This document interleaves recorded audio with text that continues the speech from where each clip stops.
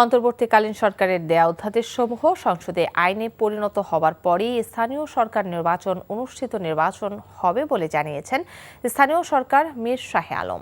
সকালে শহীদ রাষ্ট্রপতি জিয়াউর রহমানের মাজারে সদ্য নিয়োগ পাওয়া ১৪ জেলার পরিষদে নিয়োগ পাওয়া প্রশাসকদের শ্রদ্ধা নিবেদন শেষে তিনি এসব কথা বলেন। এ সময় প্রতিমন্ত্রী বলেন, দলীয় প্রতীকে স্থানীয় সরকার নির্বাচনের আইন সংশোধনের মাধ্যমে বাতিল করা হবে। যারা ফ্যাসিবাদ সরকারের আমলে নির্যাতনের শিকার হয়েছেন, পাশাপাশি জনগণের পাশে থেকে কাজ করেছেন এবং জাতীয় নির্বাচনে যাদের মনোনয়ন দেয়া সম্ভব হয়নি তাদেরকে প্রশাসক হিসেবে নিয়োগ দেওয়া হয়েছে।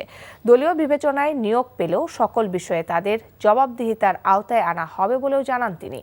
অন্তর্বর্তী সরকারের আমলে ঢাকা উত্তরে নিয়োগ পাওয়া প্রশাসক মোহাম্মদ এজাজের বিরুদ্ধে নানা অনিয়মের তদন্ত চলছে বলেও জানান প্রতিমন্ত্রী শাহে আলম। প্রশাসক নিয়োগ এবং দলীয় প্রতীকে নির্বাচনে না হওয়ার যে অধ্যাদেশটি জারি করেছিল, সেটি অলরেডি আমরা অত দ্রুততম সময়ের মধ্যে এটি আইন আকারে সংসদে উপস্থাপন করব এবং সংসদ এবং মাননীয় সংসদ সদস্যরা আইন আকারে পাশ করলে দলীয় প্রতীক ছাড়া আমরা দ্রুত সময়ের মধ্যে এই প্রতিষ্ঠানগুলোতে নির্বাচনের দিকে যাব।